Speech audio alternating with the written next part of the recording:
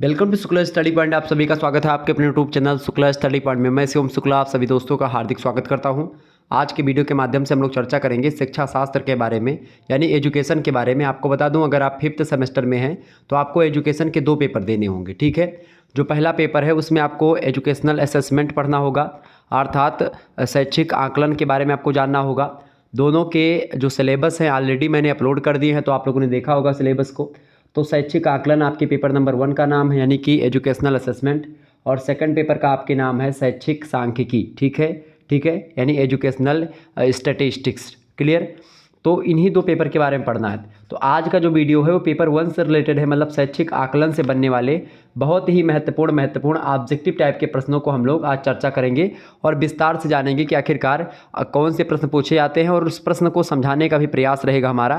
तो educational assessment से बनने वाले लगभग 150 यानी 150 से अधिक MCQs टाइप यानी ऑब्जेक्टिव टाइप के प्रश्न, मल्टीपल चॉइस क्वेश्चन होंगे, बहुविकल्पीय प्रश्न होंगे, उनके उत्तर को भी बताने का प्रयास करेंगे। यानी अगर आप इस वीडियो को अंत तक देखेंगे, इस लेक्चर को अंत तक आप अगर अटेंड करेंगे, निश्चित तौर पर आपको संपूर्ण सिलेबस से बनने वाले, संपूर्ण चैप्टर, संपूर्ण यूनिट से बनने वाले आपके ऑब्जेक्टिव क्वेश्चन जो होंगे एक ही वीडियो में समाहित करने का प्रयास रहेगा।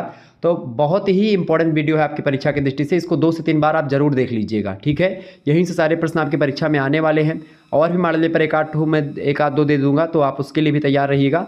बाकी आप इसको 2 से 3 बार अभी देख लीजिए, ठीक है, क्योंकि परीक्षा भी आपकी 1-2 महीने बाद है या 1 महीने बाद है। तो तभी अभी से आप प्रिपेयरिंग अगर स्टार्ट कर देंगे अच्छे तरीके से, तो आप अच्छा अंक प्राप्त करेंगे। चलें, पहला प्रश्न आपकी स्क्रीन पर आ चुका है। मूल्यांकन किन 2 शब्द से मिलकर के बना है? अच्छा, मूल्यांकन की परिभाषा या आकलन के बारे में हमने विस्तार से आपको बताया भी था। मूल्यांकन और आकलन, इन दोनों के बारे में बताया था। आकलन क्या है, मूल्यांकन क्या है? तो आकलन की अगर बात की है तो आकलन एक नैदानिक प्रक्रिया होती है, जबकि मूल्यांकन एक निर्णयात्मक प्रक्रिया होती है। आकलन जो होता है वो एक सतत प्रक्रिया होती है, सस्टेनेबल प्रोसेस होती है, जबकि मूल्यांकन एक अंतः की प्रक्रिया होती है, ठीक है, अंत की प्रक्रिया होती है। मूल्यांकन लास्ट में मूल्य का अंकन करके परिणाम निकलता है। आकलन में शिक्षक और विद्यार्थी जो होते हैं दोनों ही प्रभावी भूमिका निभाते हैं, जबकि मूल्यांकन में केवल मूल्यकर्ता प्रभावी होते हैं, ठीक है। मूल्यांकन सापेक्ष होता है, अलग जो आकलन होता है वो निरपेक्ष होता है। आकलन प्रक्रिया आधारित होता है, जबकि मूल्यांकन उत्पाद पर आधारित होता है। आकलन सुधारात्मक सुझाव पृष्ठ पोषण प्रदान करता है, जबकि मूल्यांकन केवल आउटपुट के बारे में बात करता है। तो मूल्यांकन की अगर बात की है, कुल मिलाकर के मूल्य का अंकन करना ही मूल्यांकन होता है। शिक्षा की उन्नति में महत्वपूर्ण भूमिका निभाता है मूल्यांकन। उद्देश्यों में सहायता करता है, सीखने की प्रेरणा देता है, निर्देशन में सहायता प्रदान करता है, विद्यालय में सहायक है, ठीक है, पाठ्यक्रम में परिवर्तन लाता है। व्यापक प्रक्रिया, सतत चलने वाली प्रक्रिया है, सामाजिक प्रक्रिया है, विवरणात्मक प्रक्रिया है मूल्यांकन, सहकारी प्रक्रिया है, निर्णयात्मक प्रक्रिया है। कुल मिलाकर के अगर देखें, जो मूल्यांकन होता है वो मूल्य धन अंकन से मिलकर के बना। तो प्रश्न आपसे ये पूछा गया है कि मूल्यांकन किन 2 शब्दों से मिलकर के बना है? तो मूल्य धन अंकन इज इक्वल टू मूल्य का अंकन करना, ठीक है, वो होता है मूल्यांकन, ठीक है। आगे बढ़ते हैं, अगला प्रश्न। मूल्यांकन का संबंध किससे होता है? शिक्षा से, अधिगम से, आकलन से या मापन से? फटाफट से आप बताएंगे। करेक्ट आंसर क्या हो जाएगा? सभी लोग बताने का प्रयास करें। करेक्ट आंसर क्या होगा? मूल्यांकन का संबंध किससे होता है? तो मूल्यांकन का संबंध इनमें से किससे होगा? देखिए, मापन एक होता है मूल्यांकन। तो मापन जो होता है वो एक प्रकार से मात्रा को बताता है, जबकि मूल्यांकन जो होता है क्वालिटी को बताता है, यानी कि वो एक प्रकार से गुणात्मक एक प्रकार से जानकारी देता है कि भाई ये चीनी है, चीनी 40 रुपये किलो अगर मिल रही है तो 1 किलो चीनी जो है वो 40 रुपये में मिल रही है, तो 1 किलो चीनी का मूल्य का अंकन कितना हुआ? 40 रुपये। तो ये निर्धारण करता है मूल्यांकन, ठीक है। जबकि मापन निर्धारित करता है कि 1 किलो चीनी इतनी ही चीनी होगी, ये मापन के द्वारा निर्धारित होता है, ठीक है। तो मापन और मूल्यांकन ये होते हैं, इसी में आकलन होता है। तो आकलन जो होता है मूल्यांकन से ज़्यादा संबंध रखता है, ठीक है, ये बात ध्यान रखिए। तो आकलन और मूल्यांकन का तात्पर्य लगभग एक ही सा होता है, थोड़ा बहुत अंतर होता है, बाकी सब एक ही शब्द है। Option number C correct answer होगा। नेक्स्ट क्वेश्चन आप देखेंगे। प्रश्न है, मूल्यांकन का क्षेत्र है संक्षिप्त, व्यापक, संकुचित है या व्यवस्थित है? तो मूल्यांकन का जो क्षेत्र है वो व्यापक क्षेत्र है, बड़ा क्षेत्र है। मूल्यांकन अपने क्षेत्र में सभी को लगभग समाहित किए हुए है। मूल्यांकन कोई छोटी विषय वस्तु नहीं है, ये बात ध्यान रखिएगा, ओके। मूल्यांकन की अगर बात करें, अच्छा, मापन और मूल्यांकन ये दोनों, इनमें अंतर भी पूछा जाता रहा है, तो इसके बारे में भी हम चर्चा करेंगे। मापन और मूल्यांकन के बीच में क्या संबंध है, क्या अंतर होते हैं, ठीक है, सारी चीज़ों के बारे में हम लोग चर्चा करेंगे। कुल मिलाकर के अगर देखें यहाँ पर, तो जो मूल्यांकन होता है उसका क्षेत्र अत्यंत व्यापक होता है। ऑप्शन नंबर इसका बी करेक्ट आंसर होगा। नेक्स्ट क्वेश्चन आप देखेंगे। अगला प्रश्न है, उद्देश्य केंद्रित शिक्षा किसका लक्ष्य होता है? मापन का, मूल्यांकन का, आकलन का या परीक्षण का, किसका लक्ष्य होता है बताएं। फटाफट से आप बताने का प्रयास करेंगे। जो है उद्देश्य केंद्रित, यानी उद्देश्य को ध्यान में रख करके जो शिक्षा दी जाती है वो किसको भी, किसमें, मूल्यांकन में। जैसे अगर भाई आपको परीक्षा में 90% नंबर लाने हैं, इस दृष्टि से अगर मैं पढ़ाऊंगा तो वो होगा मूल्यांकन की पद्धति के द्वारा पढ़ाना, ठीक है, मूल्यांकन पद्धति। क्लियर? तो ऑप्शन करेक्ट आंसर क्या हो जाएगा, मूल्यांकन।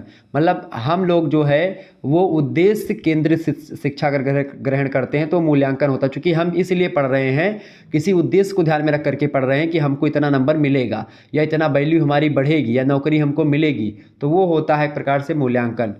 आगे देखिएगा, अगला प्रश्न आपकी स्क्रीन पर आ चुका है। मूल्यांकन में किसका अध्ययन किया जाता है, शिक्षक का, छात्र का, या पाठ्य पुस्तक का, या पाठ्य वस्तु का, या फिर ए और बी दोनों का। तो मूल्यांकन में शिक्षकों का भी अध्ययन किया जाता है और छात्रों का भी आकलन किया जाता है।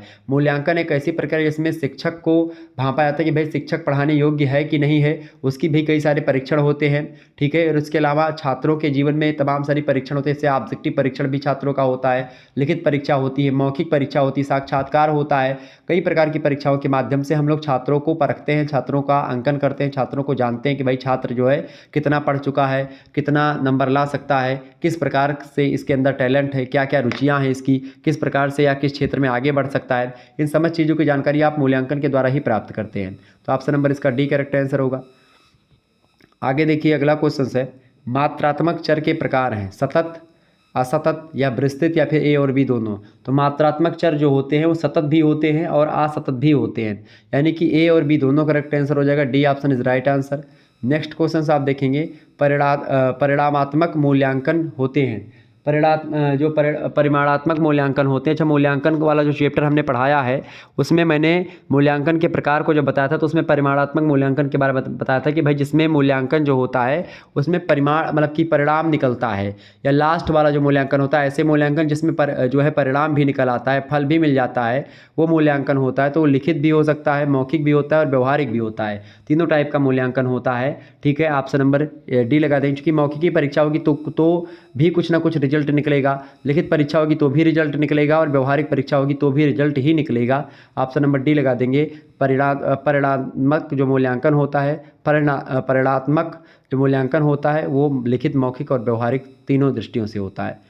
अगला क्वेश्चन से, मूल्यांकन किस प्रकार की प्रक्रिया है, फटाफट से आप बताएंगे। बीए 5th सेमेस्टर एजुकेशन यानी शिक्षा शास्त्र के पेपर 1 की क्लास चल रही है, शैक्षिक आकलन की क्लास चल रही है, ये बात ध्यान रखेंगे।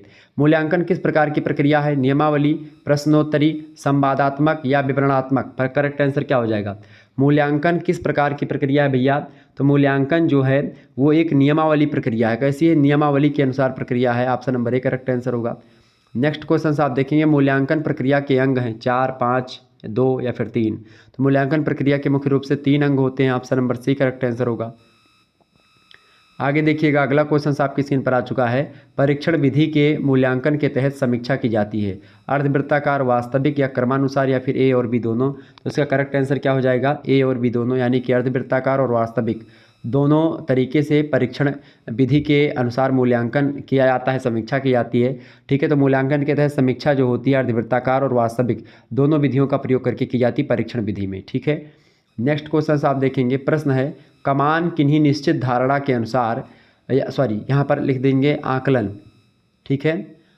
आकलन जो था किसी निश्चित धारणा के अनुसार वस्तु को अंकन प्रदान करने की एक प्रक्रिया होती है, यह कथन किसका है। फटाफट से आप लोग बताने का प्रयास करेंगे, बताइएगा, फटाफट से आप बताने का प्रयास करेंगे।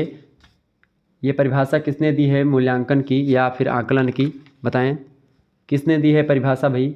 परिभाषा क्या है, फटाफट से एक बार फिर से पढ़ेंगे। परिभाषा क्या है, मूल्यांकन जो है, मूल्यांकन क्या है, मूल्यांकन किन्हीं निश्चित धारणा के अनुसार वस्तु को अंकन प्रदान करने की प्रक्रिया है। यह कथन किसका है, यह कथन किसका है भाई। तो ये कथन है आपका किसका, ये कथन है स्टीवेंसन का। Option number C correct answer हो जाएगा। नेक्स्ट क्वेश्चन आप देखिएगा, पैंकन मूल्यांकन का वह हिस्सा है जो मूल्यांकन का वह हिस्सा है जो लड़के की योग्यता को प्रदर्शित में अंकों में दर्शाता है कि क्या संकेत है, शंकु, गहन या गोलनुमा या संख्यात्मक। तो इसका करेक्ट आंसर हो जाएगा शंकु, ठीक है। ऑप्शन नंबर इसका ए करेक्ट आंसर हो जाएगा। नेक्स्ट क्वेश्चन आप देखेंगे, अगला प्रश्न है, मार्गदर्शन का नियोजन है, मार्गदर्शन का नियोजन क्या है? मूल्यांकन के बहुविध मॉडलों का प्रयोग, या मूल्यांकन का परीक्षण, या मूल्यांकन का महत्व, या मूल्यांकन का क्षेत्र। तो मार्गदर्शन का नियोजन जो होता है मूल्यांकन के बहुविध मॉडलों का प्रयोग ही एक प्रकार से मार्गदर्शन का नियोजन होता है, ये बात ध्यान रखेंगे। आपको बता दूं कि ये कई प्रकार के जो है मापन और मूल्यांकन जो होते हैं, मूल्यांकन जो होते हैं खास करके इसको लेकर के प्रश्न पूछे जाते हैं। तो शिक्षा में मूल्यांकन वह प्रक्रिया होती है जिसके द्वारा यह निर्णय किया जाता है कि किसी चीज़ की मापित सीमा और परिणाम किसी मापदंड में स्वीकार्य अथवा वांछनीय हैं अथवा नहीं है। ये बात क्लासमियर और गुडविन महोदय कहते हैं। मैकलीन कहते हैं कि मूल्यांकन को परिभाषित करते हुए कि मूल्यांकन शब्दों को मैं इसे पसंद करता हूं अथवा मैं इसे नापसंद करता हूं, इन्हीं दो अर्थों में प्रयुक्त किया जाने लगा है, और यह किसी भी व्यक्ति के द्वारा किन्हीं कार्यक्रमों में, क्रियाओं में, प्रक्रियाओं के दौरान प्राप्त अनुभव से प्रक्रिया स्वरूप एवं संवेगात्मक उद्गार के स्वरूप प्राप्त होता है। तो मैकलीन ये कहते हैं राष्ट्रीय शैक्षिक अनुसंधान परिषद एवं प्रशिक्षण परिषद के द्वारा परिभाषा दी गई मूल्यांकन की कि मूल्यांकन जो होता है एक ऐसी प्रक्रिया होती है जिसके द्वारा यह ज्ञात किया जाता है, यह जानकारी प्राप्त की जाती है कि लक्ष्य जो है या जो गोल होता है इस सीमा तक प्राप्त किया जा सके या प्राप्त किए हुए हैं कि कक्षा में दिए गए अधिगम अनुभव कहाँ तक प्रभावशाली सिद्ध हुए हैं अथवा कहाँ तक एक प्रकार से हमारा जो शिक्षा का लक्ष्य हमने रखा था वो पूर्ण हो चुका है। कुल मिलाकर के मूल्यांकन जो है एक व्यापक पद होता है जिसमें मापन के अतिरिक्त अनेक विधियाँ जो होती हैं उनसे एकत्रित आंकड़ों का उपयोग किया जाता है। छात्रों के व्यवहारों का शिक्षण के उद्देश्य के संदर्भ में औचित्य और मूल्य का निर्धारण किया जाता है, वो होता है मूल्यांकन। ठीक है। और मापन क्या होता है? मापन नियम के अनुरूप वस्तुओं अथवा घटनाओं का अंकीकरण होता है। तो घटनाओं का अंकीकरण जो होता है वो मापन होता है। ठीक है। मापन किन्हीं निश्चित स्वीकृत नियमों के मतानुसार वस्तुओं को अंक प्रदान करने की प्रक्रिया है। मापन को एक प्रक्रिया के रूप में परिभाषित किया जा सकता है। व्यक्ति या पदार्थ में निहित विशेषताओं का आंकिक वर्णन होता है। ये बात हेल्मस्टेडर महोदय कहते हैं, ये बात ध्यान रखें। कुल मिलाकर के मापन जो होता है वो भिन्न भिन्न निरीक्षणों, वस्तुओं और घटनाओं को विशिष्ट नियमों के मतानुसार सार्थक और संगत रूप से संकेत चिन्ह अथवा अंकित संकेत प्रदान करने की क्रिया होती है, वो चीज़ होती है मापन। मापन की अगर बात की जाए तो वस्तुनिष्ठता होती है, उसमें वैधता होती है, विश्वसनीयता होती है, व्यवहारिकता होती है। फ्रीमैन कहते हैं कि एक परीक्षा में विश्वसनीयता भिन्न भिन्न समय में प्राप्त अंकों की समानता होती है, ये होता है मापन। ये बात ध्यान रखेंगे। ओके, आगे बढ़ते हैं। ये यहाँ पर पैंकन गलत लिखा हुआ है, यहाँ पर मापन आप कर लीजिएगा, यहाँ पर मापन है। ठीक है। देखें, मापन मूल्यांकन का वह हिस्सा होता है जो लड़के की योग्यता को प्रदर्शित मतलब प्रतिशत में अंकों में दर्शाता है कि क्या संकेत है। ठीक है, ये बात ध्यान रखेंगे। आगे देखिएगा, अगला क्वेश्चन आपकी स्क्रीन पर आ चुका, फटाफट से आप लोग देखने का प्रयास करेंगे। एक बार वीडियो को लाइक और शेयर भी करते रहिएगा ताकि इसी प्रकार से और भी वीडियोज़ आपको मिलती रहें। आगे बढ़िए, अगला प्रश्न, अगला क्वेश्चन आपकी स्क्रीन पर आ चुका है। प्रश्न है कि तीसरा बेसल कब जारी किया गया। अच्छा, ये बेसल जो होता है ये किसी बैंकिंग प्रणाली में खास करके एक अंतर्राष्ट्रीय नियम होते हैं जो कि किसी बैंकिंग प्रणाली को आगे बढ़ाते हैं, चलाते हैं। ठीक है। तो ये क्रेडिट सिस्टम वगैरह से रिलेटेड होते हैं। और एक प्रश्न होता है आपका मानदंड से प्रश्न आपसे पूछा था है एग्जाम में कि मानदंड समूह साझा अपेक्षाओं को संदर्भित करता है। ये प्रश्न जो है पिछली बार पूछा गया था। तो बताएं कि किस चूँकि जो आप मूल्यांकन और मापन पढ़ रहे हैं पहले शिक्षा शास्त्र में BA थर्ड ईयर में पढ़ाया जाता था, तो अब भी वही सिलेबस में है। तो पहले में ऐसे कई प्रश्न पूछे जाते थे जो आप भी पूछे जा सकते हैं। जैसे यंग और मैक महोदय कहते हैं कि मानदंड समूह साझा अपेक्षाओं को संदर्भित करता है। ठीक है, समझ रहे हैं ना। अच्छा, जो है HM जॉनसन कहते हैं कि मानदंड एक अमूर्त पैटर्न होता है जो दिमाग में होता है, जो व्यवहार के लिए कुछ सीमाएं निर्धारित करता है। ठीक है। तो कुल मिलाकर के एक मानदंड को एक सांस्कृतिक विनिर्देश के रूप में माना जाता है जो समाज में हमारे आचरण का मार्गदर्शन करता है कि हमको क्या करना है, क्या नहीं करना है। मानदंडों के नियमों और विनियमों के रूप में समझते हैं मानदंडों को। जो समूह जीवित होते हैं या रहते हैं उन्हीं को मानदंड का साधन बोलते हैं, जिनके माध्यम से व्यवहार में मूल्यों को व्यक्त किया जाता है। ठीक है। कुल मिलाकर के मानदंड नहीं होता है। मानदंड जो है एक ग्रीक शब्द है और उसका मतलब होता है न्यायाधीश। तो मानदंड किसी व्यक्ति का निर्णय या विचार होता है। ठीक है। और कई सारी चीज़ें इसको लेकर के, लेकिन इसमें जो है एक और भी चीज़ें हैं, जैसे क्रेडिट सिस्टम के बारे में आपसे पूछा जाता है। तो क्रेडिट सिस्टम के बारे में भी हम लोग चर्चा कर लेंगे। ठीक है। हालांकि 2020 में सीखने के लिए अनुभव दृष्टिकोण ने सरकार को राष्ट्रीय शिक्षा नीति में कौशल आधारित शिक्षा को अधिगम करने और सीखने के परिणामों में सुधार लाने के लिए नेशनल एजुकेशन पॉलिसी आई 2020 में, और चॉइस बेस्ड क्रेडिट सिस्टम बनाने के लिए एक पारंपरिक शिक्षण प्रणाली को संशोधित किया गया। एक क्रेडिट सिस्टम एक शैक्षिक कार्यक्रम का वर्णन करने का संचलन, ठीक है, जो है जैसे CBCS बोर्ड में परीक्षा होती है, ये भी उसी का एक भाग है, ठीक है। क्रेडिट सिस्टम का क्रेडिट मिलती है अब हर एक पॉइंट में, मतलब क्रेडिट सिस्टम प्रणाली होती है, रिजल्ट आता है क्रेडिट उसमें दी जाती है, ठीक है, उसमें ना अंक नहीं होते, क्रेडिट सिस्टम के द्वारा चीज़ें होती हैं। प्रश्न ये पूछा गया तीसरा बेसल कब जारी किया गया था। तीसरा बेसल जो जारी किया गया था 2010 में जारी किया गया था। Option number B correct answer होगा। आपसे पूछे कि पहला बेसल समझौते जिसे बेसल 1 के रूप में जाना जाता है उसको कब प्रदर्शित किया गया था, तो 1988 में पहला बेसल जो है जारी किया गया था। बेसल जो होता है मुख्य रूप से एक अंतर्राष्ट्रीय नियम होता है, खास करके बेसल मानदंड जो होता है, बेसल एक मानदंड होता है जो कि अंतर्राष्ट्रीय नियम होता है, मतलब एक प्रकार से आर्थिक टाइप का, ठीक है। जैसे बेसल मानदंड सिटी बेस्ड नाम जो रखा गया है, स्विट्जरलैंड में रखा गया ये बात भी ध्यान रखेंगे। तो एक प्रकार का नियम है, एक प्रकार का मानदंड है, एक प्रकार का समझौता है, क्लियर, ध्यान रखेंगे। आगे बढ़िए, अगला प्रश्न आपकी स्क्रीन पर आ चुका है। ऋण के लिए समपार्श्विक सुरक्षा है। ऋण के लिए समपार्श्विक सुरक्षा क्या है? उधारकर्ता की संपत्ति जो होती है वही जो है ऋण के लिए एक समपार्श्विक सुरक्षा होती है, ठीक है। उधारकर्ता की संपत्ति, जैसे कि आपने किसी को उधार दिया तो उसने कुछ आपको दिया होगा रखने के लिए, या स्टाम्प पे लिखा होगा, या कुछ अपने घर की चीज़ या वस्तुएं या खेत वगैरह गिरव रखा होगा, कुछ ना कुछ किया होगा। तो option number C correct answer होगा इसका। अगला क्वेश्चन से बेसल सेकंड समझौते के तीसरे स्तंभ को डैश के रूप में जाना जाता है, बाजार अनुशासन के रूप में, या जो है निर्णीयता अनुसरण के रूप में, या फिर विनिमय नियंत्रण के रूप में, या ब्लू स्काई लॉ के नियंत्रण, मतलब कि एक प्रकार से रूप में जाना जाता है। तो बेसल सेकंड समझौते के तीसरे स्तंभ को बाजार अनुशासन के रूप में जाना जाता है। Option number A correct answer हो जाएगा। मोस्ट इंपॉर्टेंट प्रश्न परीक्षा में आ सकता है। अगला क्वेश्चन आप देखेंगे, वित्तीय प्रणाली के किस पहलू पर बेसल मानदंड ध्यान केंद्रित करते हैं, बताएं। वित्तीय प्रणाली के किस पहलू पर बेसल मानदंड ध्यान केंद्रित करते हैं? तो बैंकिंग प्रणाली पर ध्यान केंद्रित करते हैं। Option number B correct answer होगा। नेक्स्ट क्वेश्चन आप देखेंगे, वाणिज्यिक बैंकों के द्वारा बेसल मानकों का पालन क्यों किया जाता है? बेसल मानकों का पालन वाणिज्यिक बैंकों के द्वारा इसलिए किया जाता है जोखिम प्रबंधन के लिए, बैंक अधिकारियों को बोनस भुगतान प्रतिबंध के लिए, या अंतर्राष्ट्रीय लेखा मानकों को अपनाने के लिए, या इनमें से कोई नहीं। तो जोखिम प्रबंधन के लिए किया जाता है। Option number B correct answer होगा। नेक्स्ट क्वेश्चन आप देखेंगे, अगला प्रश्न आपकी स्क्रीन पर आ चुका है। नीचे दो कथन दिए गए हैं, पहला कथन है और एक दूसरा कथन है, ठीक है। कथन है कि अकादमिक बैंक ऑफ क्रेडिट सुविधा लागू होने के साथ छात्र अपनी डिग्री को ग्राहकों अनुकूल बनाने और डिज़ाइन करने में सक्षम हो सकेंगे। तो बिल्कुल ठीक बात है ये भी, ठीक है। दूसरी बात कह रहा है कि छात्र जो होंगे, छात्र द्वारा क्रेडिट का उपयोग कर लेने या उसे निस्तार कर लेने के बाद उसका उपयोग किसी अन्य अधिकृत उद्देश्य या पाठ्यक्रम से छूट के लिए नहीं किया जा सकता है। ये बात भी बिल्कुल ठीक है। तो दोनों यहाँ पर आपका सही है। तो ऑप्शन नंबर ए में दिया कथन 1 और कथन 2 दोनों सही हैं। ऑप्शन नंबर इसका ए करेक्ट आंसर होगा। नेक्स्ट क्वेश्चन आप देखेंगे, क्रेडिट सिस्टम प्रणाली के संबंध में निम्न में से क्या गलत धारणा है? देखिए, क्रेडिट सिस्टम जो होता है छात्रों को ऐच्छिक और वैकल्पिक विषयों के विकल्प प्रदान करने की रूपरेखा है, बिल्कुल ठीक बात है। क्रेडिट सिस्टम जो होता है उसको केवल ऑनलाइन प्रोग्राम के माध्यम से फैलाया जा सकता है, ठीक है, ये बिल्कुल गलत बात है। ऑफलाइन भी फैलाया जा सकता है, तो यही आपका गलत हो गया। जबकि क्रेडिट सिस्टम जो होता है शनिवार को क्रेडिट सिस्टम द्वारा विकल्प देने के लिए मूल मंत्र यानी कि MOOC का प्रयोग किया जा सकता है, और क्रेडिट सिस्टम कार्य के तहत समान ऐच्छिक और कौशल विकास पाठ्यक्रम प्रदान किए जा सकते हैं। तो इसका जो करेक्ट आंसर होगा बी होगा, ठीक है, यानी गलत इसमें से क्रेडिट सिस्टम प्रणाली के संबंध में जो इनमें से ऑप्शन गलत है वो है बी ऑप्शन, क्रेडिट सिस्टम को केवल ऑनलाइन प्रोग्राम के माध्यम से फैलाया जा सकता है। ये बात बिल्कुल गलत है, और भी माध्यमों से फैलाया जा सकता है। Option number B correct answer होगा।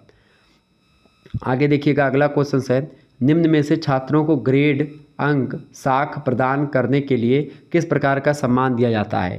तो किस प्रकार का सम्मान दिया जाता है? योगात्मक सम्मान मिलता है। Option number D correct answer हो जाएगा। आगे बढ़िए, अगला क्वेश्चन आपकी स्क्रीन पर आ चुका है। तो ये थे मानदंड। मानदंड मतलब होता है किसी भी संस्था का कुछ अपना नियम होता है, कुछ अपना कायदा होता है, उसी को मानदंड कहा जाता है, ठीक है। कि हर एक समाज का मानदंड अलग अलग होता है, आप लोगों को तो पता होगा। तो वही होता है, ठीक है, ये बात ध्यान रखेंगे। CBCS एक पैटर्न आप लोगों ने सुना होगा, खास करके दीनदयाल उपाध्याय गोरखपुर विश्वविद्यालय की परीक्षा CBCS पैटर्न पर होती है। CBCS पैटर्न जो होता है वो एक प्रकार से एक वैकल्पिक जो है छात्र मतलब वैकल्पिक टाइप की परीक्षा होती है जिसमें विकल्प होते हैं। और आपको बता दूं कि CBCS जो होता है इसका फुल फॉर्म होता है चॉइस बेस्ड क्रेडिट सिस्टम। इस प्रणाली के द्वारा प्रकार से जो है परीक्षाएं होती हैं। और दीनदयाल उपाध्याय गोरखपुर विश्वविद्यालय में अगर आप पढ़ते होंगे तो वहाँ पर CBCS मानदंड ही है, चयन आधारित क्रेडिट सिस्टम, ठीक है। ऑब्जेक्टिव परीक्षाएं भी होती हैं और लिखित परीक्षा, यानी कि 40 क्वेश्चन ऑब्जेक्टिव पूछे जाते हैं और 6 क्वेश्चन लिखित पूछे जाते हैं दीनदयाल उपाध्याय गोरखपुर विश्वविद्यालय में। आप देखते हैं हर सेमेस्टर में लिखित और ऑब्जेक्टिव दोनों टाइप के आते हैं। अगला प्रश्न आप देखिएगा, प्रश्न आपकी स्क्रीन पर आ चुका है, फटाफट से आप देखेंगे, वीडियो को लाइक और शेयर करते रहिएगा ताकि टाइम टू टाइम नोटिफिकेशन मिलता रहे और आप आसानी से इसी प्रकार से और पढ़ते रहें। प्रश्न है, लिन और मिलर 2005 ईस्वी के अनुसार उपलब्धि परीक्षण के लिए कितनी श्रेणियां बांटते हैं। उपलब्धि परीक्षण होता क्या है, सबसे पहले ये जानिए। उपलब्धि परीक्षण की अगर बात की जाए, वे परीक्षण होते हैं जिनकी सहायता से विद्यालय में या स्कूल में पढ़ाए जाने वाले जो विषय होते हैं, जो हमको सिखाए जाने वाले मटेरियल होते हैं, उन सिखाए और विषयों को जानने की जो एक प्रकार से कुशलता होती है, छात्र उन चीज़ों को सीखने में कहाँ तक सफल हैं, कहाँ तक असफल हैं, इसी का जांच करना होता है उपलब्धि परीक्षण। यानी कितना उपलब्ध हुआ हमको, कितना प्राप्त हुआ, उसी की जांच परख करना उपलब्धि परीक्षण कहलाता है। क्लियर, ये बात ध्यान रखेंगे। प्रेसी, रॉबिन्सन और हाराक्स महोदय कहते हैं उपलब्धि परीक्षण की परिभाषा को देते हुए कि उपलब्धि परीक्षाओं का निर्माण मुख्य रूप से छात्रों के सीखने के स्वरूप और सीमा का माप करने के लिए किया जाता है। जबकि गैरिसनव और अन्य कहते हैं कि उपलब्धि परीक्षा बालक की वर्तमान योग्यता या किसी विशिष्ट क्षेत्र में उसके ज्ञान की सीमा का मूल्यांकन करती है, ठीक है। थॉर्नडाइक और हेगन कहते हैं कि जब हम उपलब्धि परीक्षा का प्रयोग करते हैं तब हम इस बात का निश्चय करना चाहते हैं कि एक विशिष्ट प्रकार की शिक्षा प्राप्त करने के उपरांत व्यक्ति ने क्या सीखा। या आप स्कूल गए तो स्कूल जाने के बाद में स्कूल से आपने पढ़ लिया, तो पढ़ने के बाद में आप क्या सीख करके आए हो, क्या जान करके आए हो, ये परीक्षण होता है उपलब्धि परीक्षण। क्या आपने प्राप्त किया। तो बालकों की उपलब्धि समान स्तर से निर्धारित करने के लिए उपलब्धि परीक्षण किया जाता है। बालकों को पढ़ाए जाने वाले विद्यालय विषयों में उनकी ज्ञान की सीमा का मापन करने के लिए किया जाता है उपलब्धि परीक्षण। बालकों की विभिन्न विषयों और क्रियाओं में वास्तविक स्थिति को ज्ञात करने के लिए किया जाता है उपलब्धि परीक्षण। बालकों की पढ़ने लिखने में जो कुशलता है, उन कुशलताओं में गति उत्पन्न हुई या आगे बढ़ा या श्रेष्ठ हुए, उसमें जानकारी मिली अधिक या नहीं मिली है, पहले कितना पढ़ते थे, अब कितना पढ़ करके कितना सीखा, कितना जाना, ठीक है, इन सभी का परीक्षण किया जाता है। पाठ्यक्रम का जो लक्ष्य है, जो उद्देश्य है, उस उद्देश्य की प्राप्ति बालक ने किया कि नहीं किया, ठीक है, ये सब बालकों की प्रगति की जानकारी के लिए भी खास करके उपलब्धि परीक्षण किया जाता है। बालकों को ज्ञान के विभिन्न क्षेत्रों में दिए गए प्रशिक्षण के परिणामों का मूल्यांकन करने के लिए किया जाता है। कहीं न कहीं पे आप देखते हैं बालकों की अधिगम संबंधी कठिनाइयों को भी समझने में, यानी क्या कठिनाइयाँ आ रही पढ़ने में, उनको सीखने में किसी चीज़ को, या बच्चा सीखा या नहीं सीखा। तो ये जो टेस्ट होता है, चाहे वो एग्ज़ाम टेस्ट की बात की जाए, छमाही परीक्षा की बात की जाए, सालाना परीक्षा की बात की जाए, ठीक है, या टेस्ट परीक्षा की बात की जाए, ठीक है, वीकली टेस्ट की बात की जाए, तो इन सभी चीज़ों में आप देखते हैं, इन सभी चीज़ों में उपलब्धि परीक्षण ही किया जाता है, ये बात ध्यान रखेंगे। डगलस और हॉलैंड महोदय उपलब्धि परीक्षण के 5 प्रकार बताते हैं। पहला प्रकार प्रामापित परीक्षण, दूसरा है शिक्षक निर्मित परीक्षण, तीसरा है मौखिक परीक्षण, चौथा है निबंधात्मक परीक्षण, पांचवा है वस्तुनिष्ठ परीक्षण। एक तो आप एक प्रकार से किसी के द्वारा आप माप लें, प्रमापित कर लें। एक होता है शिक्षक जो है एक प्रकार से खुद ही पूछ ले।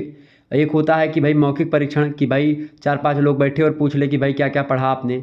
एक होता है परीक्षा में लिखित परीक्षा जो होती है, सब्जेक्टिव टाइप की लघु उत्तरीय दीर्घ उत्तरीय प्रश्न दे करके आपकी परीक्षा ले ली जाए। एक होता है वस्तुनिष्ठ, यानी कि जिसमें ऑब्जेक्टिव परीक्षाएं आती हैं। तो इस प्रकार से परीक्षण के कई सारे तरीके, जिससे क्या होता है बच्चों को, जब बच्चे से जानकारी मिलती है। निबंधात्मक परीक्षण, ठीक है, और खास करके वस्तुनिष्ठ परीक्षण ज़्यादा होता है। मौखिक परीक्षण भी होता है, खड़ा करके जो है बालक पूछते हैं, मतलब खास करके, ठीक है, बालकों से पूछा जाता है सारी चीज़ों को।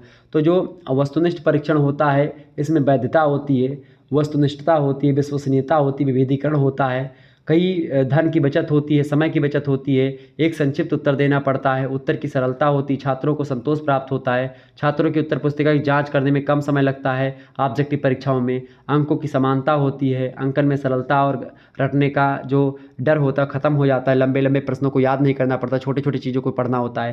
तो ये होता है ऑब्जेक्टिव परीक्षाओं की एक प्रकार से। अच्छा, जो है कॉपी की आपकी सही तरीके से जांच होती है, आप अगर 100 क्वेश्चन सही करेंगे तो 100 का 100 नंबर आपको मिलेगा।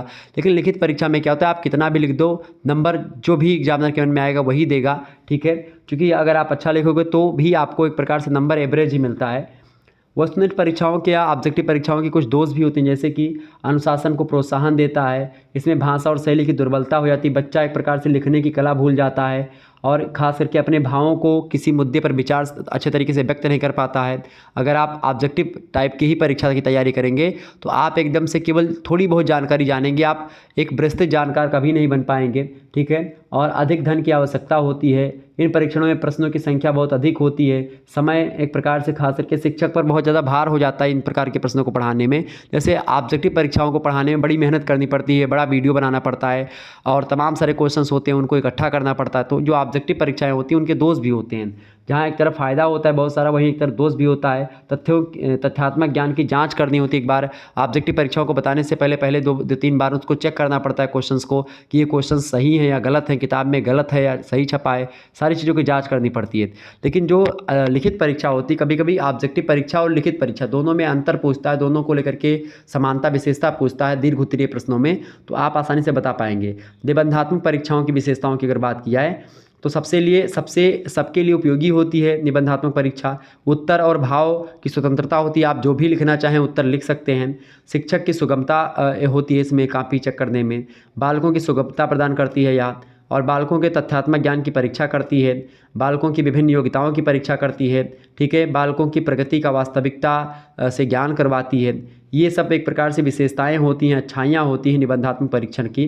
जबकि निबंधात्मक परीक्षण जो होता है उसकी कुछ कमियां होती हैं, जैसे कि कमियों की अगर मैं बात करूं तो कमियां होती हैं चूँकि इसमें अंकों में विविधता होती है, कुछ लोग अलग लिखेंगे, उनको नंबर, जैसे किसी दीर्घोत्तरीय प्रश्न के लिए किसी व्यक्ति को 8 नंबर मिलेगा, किसी को 6 मिलेगा, किसी को 5, ठीक है, किसी को 4, किसी को 3, इस प्रकार से अलग अलग नंबर मिलेगा। जबकि क्वेश्चन वही है, लिखा उतना ही है, लेकिन कुछ लोगों को एक प्रकार ज़्यादा नंबर मिल जाता है, किसी को कम मिल जाता है। क्या पढ़ते हैं वो कॉपी चेक करते हुए, क्या नहीं पढ़ते हैं। तो जब कॉपी लेखन शैली में बताता हूँ आंसर राइटिंग में, तो उसमें सारा चीज़ बताता हूँ कि भाई प्रोफेसर लोग कॉपी कैसे चेक करते हैं, सारी जानकारी आपको देता हूँ, ठीक है।